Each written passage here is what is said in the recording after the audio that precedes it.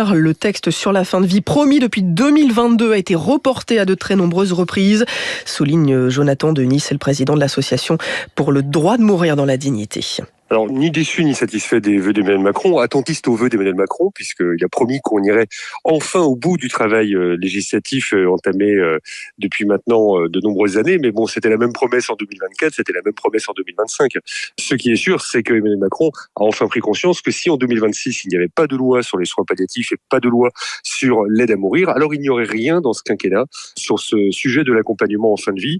Et donc, on reprend tout simplement ce qu'on a demandé à Emmanuel Macron, c'est soit effectivement la loi va au bout, soit il déclenche un référendum, car on ne pourra plus attendre, et ce ne sera pas très certainement sous le prochain quinquennat que les choses pourront évoluer si jamais, hélas, des opposants à ce sujet étaient portés au pouvoir. Réaction recueillie par Alice Cachaner. Si le budget ne bouscule pas de nouveau le calendrier législatif, les textes sur les soins palliatifs, l'aide à mourir, seront examinés en deuxième lecture au Sénat. Ils passeront en commission des affaires sociales le 7 janvier, avant d'arriver en séance publique. Ce sera le 20 janvier prochain. Voilà.